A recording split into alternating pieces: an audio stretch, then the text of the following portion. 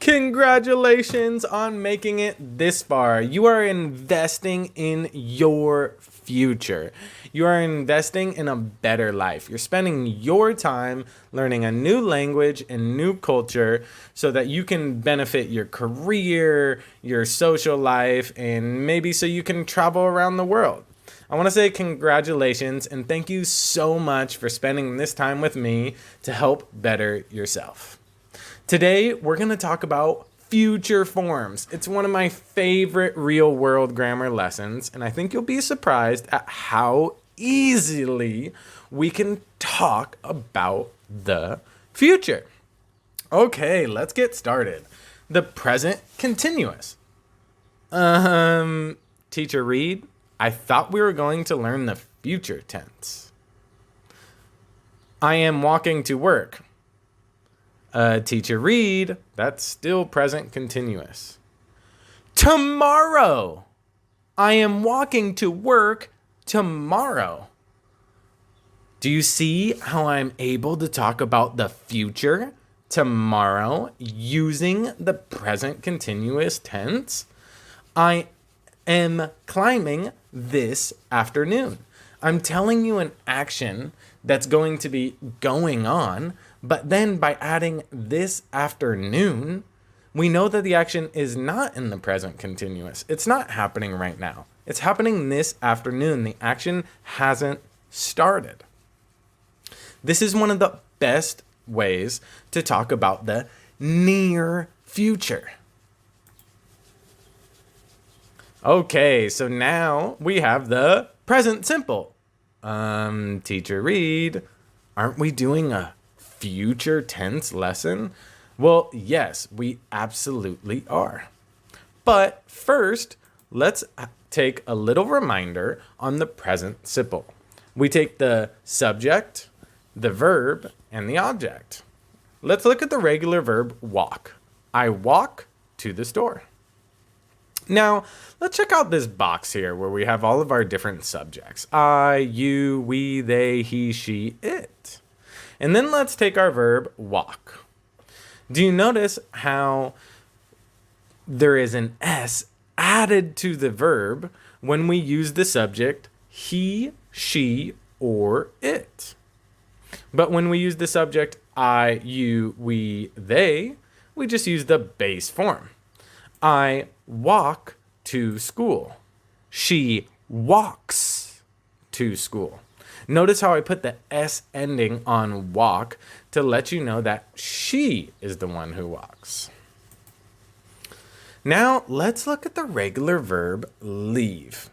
And look at the top of the board where it says timetables. We're able to use the present simple tense to talk about timetables in the future. How do we do that? Let's see. When does your flight leaves? My flight, we can talk about as my flight, or we can use the subject it.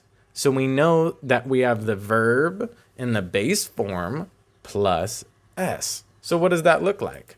My flight leaves at 9 p.m. It shows that even though we're talking in the present simple, we're able to talk about an idea or an action like leaving in the future. It leaves at 9 p.m. Going to.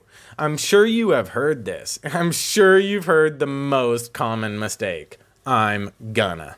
This is used by native speakers, learners, and it's something you should completely stay away from. If you want to speak fluent English, you need to speak correct English. And every time I hear one of my friends say, I gonna, it breaks the conversation. It doesn't flow. I am going to. She is going to the store. She is going to the store next week. We use the subject plus im plus is, are, going to plus the verb plus the object to talk about things in the near future.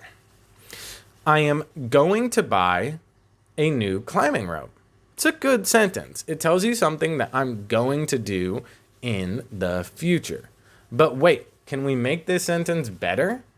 Absolutely. Let's give more detail. I am going to buy a new climbing rope next month.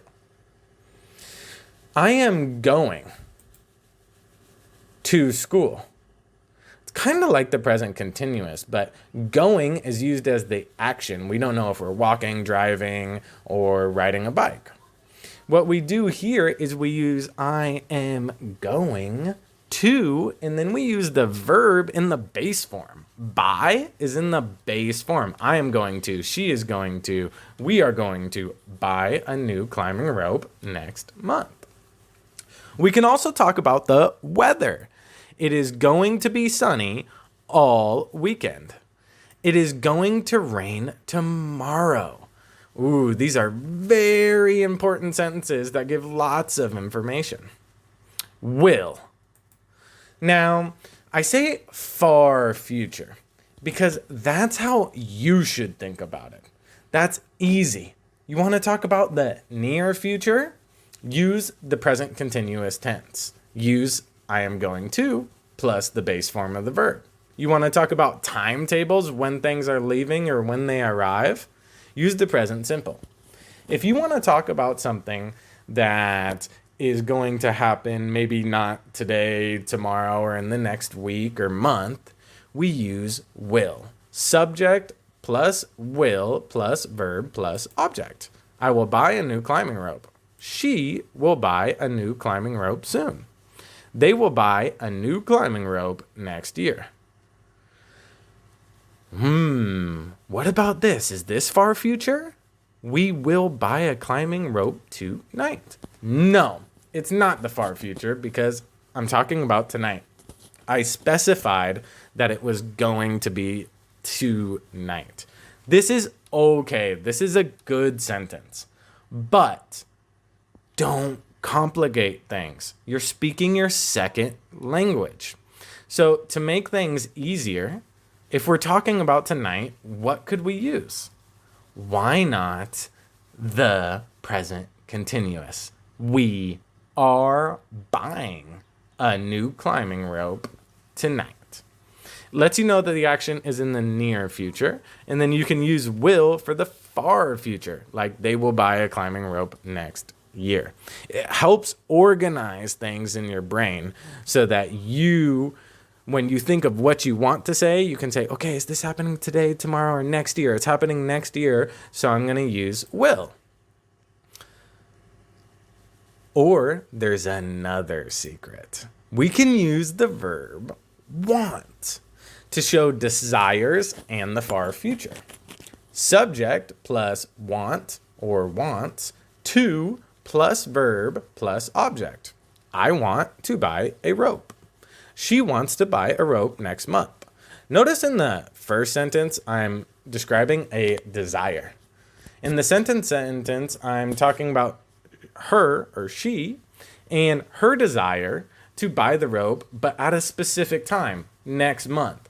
Maybe that's not such a far future, but when we talk about wants and desires, we don't know if it's true. She wants to buy a rope next month, but maybe she doesn't make enough money and she's not able to buy the rope. If you are 100% sure that you're going to be buying the rope, you could say, I am going to buy the rope next month. This shows that it's something you're for sure going to do. The action of buying the rope will happen versus wanting it to happen. We can also talk about travel plans, goals, and general desire. He wants to travel to China, but she wants to travel to Japan. Notice how in the same sentence, I was able to talk about two future actions, wanting to travel to China, wanting to travel to Japan. Maybe two people are planning a vacation and they can't decide where to go. So rather than using will, he will travel to China, that's not correct because we don't know. He wants to, but his girlfriend wants to travel to Japan. They still have some stuff to figure out. So it's much better to use want. I want to study a master's degree. We also use want because we don't know when things will happen. If you say, I will study my master's degree, people may say, oh, really? When does it start? What's the subject? And you go, whoa, I'm not that far yet. It's more of a desire, far future. I'm not sure. So it's better to say, I want to study the master's degree. I want to make more money. We want to make the world a better place. No specific time. It's in the far future. Okay. So, questions eliciting a future response. We know how we can respond. We know how to talk about the future, but how do we get information from somebody else about what they will do, want to do, or are going to do in the future? Let's take a look at a few questions and answers. Where are you playing basketball tomorrow? I am playing basketball at school tomorrow. What time does your taxi arrive? It arrives at 3 p.m. What are you going to do this weekend? I am going to a concert. What will you do next year? I will buy a car next year. What is your dream job? I want to be a professional basketball player. Okay, guys, thanks so much for checking in, and start thinking about what you will do in the future as a fluent English speaker. See you in the next one.